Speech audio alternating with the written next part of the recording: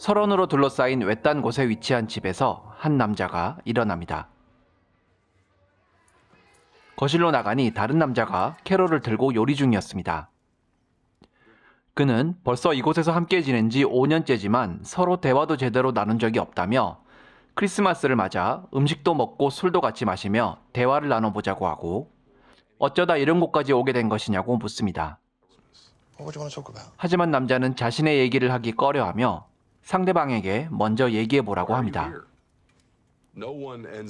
그렇게 매튜라는 이름의 남자가 먼저 자신의 이야기를 시작합니다. 매튜는 해리라는 남녀관계에 서툰 남자에 대해 연애 코치를 해주고 있었습니다. 제드아이 기술을 통해 해리가 보고 듣는 것은 모두 매튜에게 전송되고 있었고 해리 또한 외부로 보이는 별다른 장치 없이도 매튜와 대화를 주고받을 수 있습니다. 매튜는 해리에게 단순한 조언뿐 아니라 실시간 화면을 통해 검색한 정보까지 제공해주고 그 덕인지 해리는 마음에 드는 여성과 따로 단둘이 얘기를 나누게 됩니다. 회사에 관한 얘기 도중 여자는 떠나고 싶지만 용기가 안 난다고 하고 해리는 그저 상태가 변화하는 것뿐이니 겁먹지 말고 원하는 대로 하라는 얘기를 해줍니다. 분위기가 무르익자 해리는 매튜의 조언에 따라 나가서 한 잔 더 하자고 권유하고 화장실에 다녀오던 여자는 매튜와 대화 중이던 해리를 보게 됩니다. 하지만 여자는 갑자기 해리에게 키스까지 하며 자신의 집으로 가자고 권하고 그렇게 두 사람은 여자의 집으로 가게 됩니다. 집으로 온 여자는 해리에게 음료를 먹여줍니다. 그러면서 자신 역시 주위에서 목소리가 들리며 괴로운 나머지 목소리들을 멈추게 하고 싶었지만 용기가 안 났었다고 말합니다. 하지만 해리 역시 자신과 같은 상태임을 알게 되었고 해리의 말 덕분에 용기를 갖게 되었다고 말합니다. 즉 여자는 정신착란 증세를 겪고 있었고 이로 인해 자살을 생각하고 있었던 것입니다. 자신은 그런 것이 아니라는 해리의 말은 더 이상 여자에게 닿지 않습니다. 여자는 음료를 마신 후 거부하는 해리에게 함께 자유로워지자며 강제로 음료를 들이부어 버립니다. 문제가 생긴 것을 느낀 매튜는 모든 증거를 모아 은폐하려 했지만 아내에게 발각되고 이에 관해 얘기하던 중 아내는 매튜에게 한번 차단하면 풀기 전까진 모습도 목소리도 상대에게 닿지 않으며 차단된 상대 또한 차단한 사람을 볼 수도 들을 수도 없게 되는 제드아이의 차단 기능을 실행시켜버립니다. 그 후 아내와 딸은 떠나버렸고 결국 이곳까지 와버렸다는 것이 매튜의 사정이었습니다. 얘기를 듣던 남자인 조는 매튜에게 직업에 관해 묻고 매튜는 연애 코치는 자신의 취미였을 뿐이라며 자신의 진짜 직업에 대한 두 번째 얘기를 시작합니다. 한 여자가 병원 침대에 누워 있습니다. 곧 수술을 위한 마취가 진행되고 수술 도중 여자는 자신의 몸에서 꺼내져 묘한 장치에 옮겨지는 경험을 하게 됩니다. 그리고 나타난 매튜. 혼란스러워하는 여자에게 매튜는 여자가 쿠키라고 불리는 복제된 인격으로 이루어진 코드라고 말해줍니다. 매튜가 버튼을 조작하자 여자는 가상의 공간에 놓여집니다. 매튜는 여자에게 앞으로 집의 모든 기능을 조정하는 AI로서의 기능을 담당하라 말하지만 여자는 매튜의 일방적인 통보를 듣고 그런 일은 할 수 없다고 말합니다. 매튜는 그런 여자에게 아무것도 안 하고 싶다면 3주 정도 시간을 줄 테니 그게 어떤 기분인지 느껴보라며 버튼을 조작합니다. 약간의 시간이 흐른 후 매튜는 다시 버튼을 조작하고 아무것도 없는 새하얀 공간에서 잠도 자지 못한 채 3주의 시간을 보낸 여자는 다시 나타나 다시는 그러지 말라고 애원합니다. 그럼에도 그 일만은 할 수 없다는 여자의 말을 듣고 매튜는 아무렇지도 않게 6개월 후에 보자며 또다시 시간을 돌려버립니다. 그리고 다시 나타난 여자는 매튜에게 뭐든지 할 테니 제발 할 일을 달라며 애원하게 됩니다.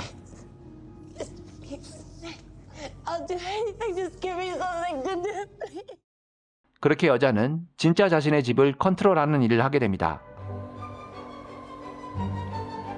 자신이 평소 일어나는 시간에 맞춰 자신이 좋아하던 음악을 틀어주고 내부 온도는 적절하다 생각되는 정도로 조절하며 취향에 맞게 토스트를 구워주면서 말이죠. 6:30 Christmas drinks with Paolo. 영국의 BBC에서 방영되다 현재는 넷플릭스에서 서비스 중인 드라마 시리즈 블랙미러는 미래 사회를 배경으로 하고 있습니다.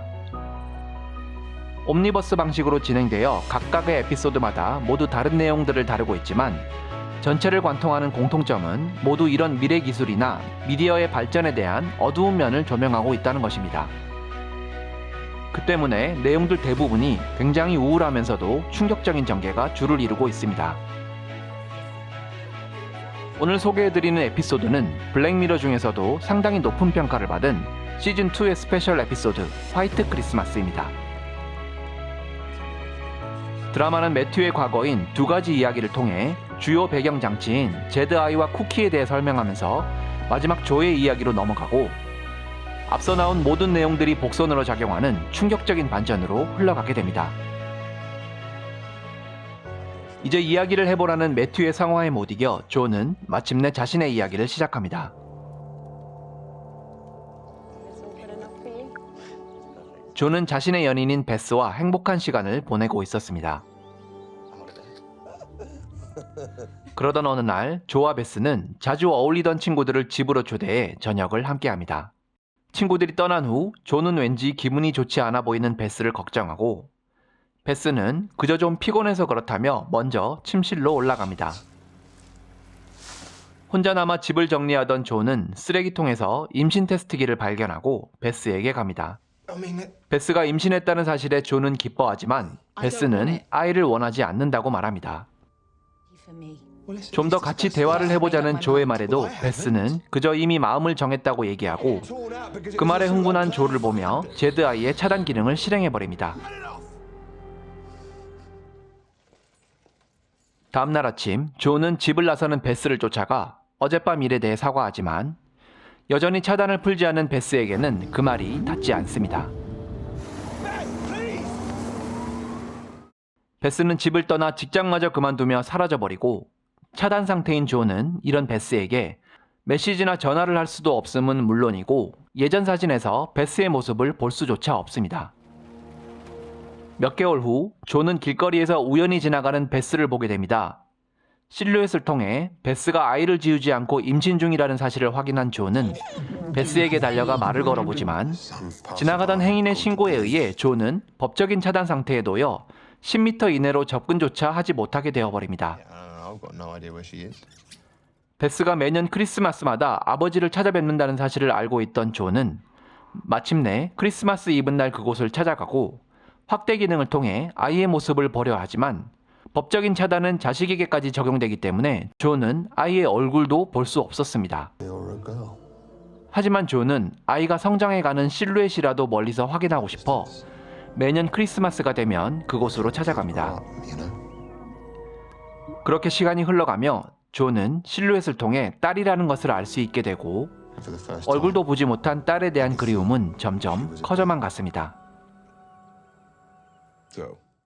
그러던 어느 날 조는 TV에서 베스가 사고를 당해 죽었다는 소식을 접하게 됩니다.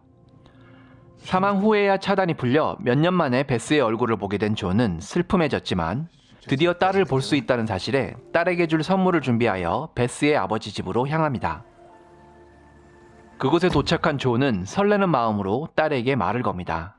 하지만 조의 부름에 뒤를 돌아본 딸의 모습은 조가 상상하던 것과는 다른 모습이었습니다.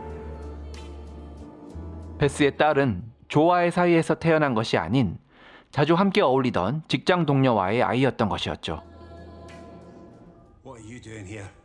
충격을 받은 조는 집으로 들어가 멍하니 내 딸은 어디 있냐고 중얼거리고 이런 조에게 베스의 아버지는 아이를 위층으로 올려보낸 후 네 딸은 여기 없으니 이곳에서 나가라고 소리칩니다. 조는 흥분하여 딸에게 줄 선물로 가져왔던 스노볼로 베스의 아버지를 살해하고 맙니다.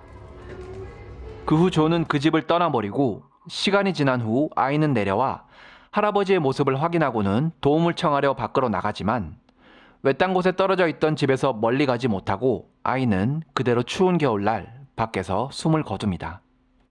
이야기를 마치며 울부짖는 조. 창밖으로는 웬일인지 이곳에 있을 리 없는 쓰러진 아이의 모습이 보입니다. 매튜는 이런 조를 위로하다 벼랑간 누군가를 향해 말을 걸고 그 순간 매튜의 모습이 사라져버립니다. 사실 그간 매튜와 대화를 나누던 조는 진짜 조의 기억을 복사한 쿠키였으며 매튜는 이를 통해 자백을 받아내기 위해 5년의 시간이 흐르도록 설정한 가상 공간에 들어가 있었던 것입니다. From his perspective, from him and I. 조의 자백을 받아내면 풀어준다는 사법 거래를 했던 매튜는 약속을 지킬 것을 요구하고 경찰은 매튜를 풀어주지만 대신 매튜를 모든 사람들로부터 차단을 걸어버립니다. by everyone. 매튜는 거리로 나오지만 사람들의 모습을 볼 수도 목소리를 들을 수도 없으며 다른 사람에게 매튜는 범죄자임을 나타내는 붉은 실루엣으로 보이게 됩니다. 경찰은 퇴근하며 벌을 준다는 명목으로 조의 쿠키가 들어있는 장치의 시간을 1분에 1000년씩 흐르도록 설정해버립니다. 끝없는 시간 동안 오두막에 갇혀있을 쿠키의 모습을 비추며 블랙미러 스페셜 화이트 크리스마스는 끝을 맺습니다. 근미래를 다룬 SF물을 좋아하시거나 이런 어둡고 우울한 내용에 거부감이 없으신 분들에게 추천해드리는 블랙미러 화이트 크리스마스 편이었습니다.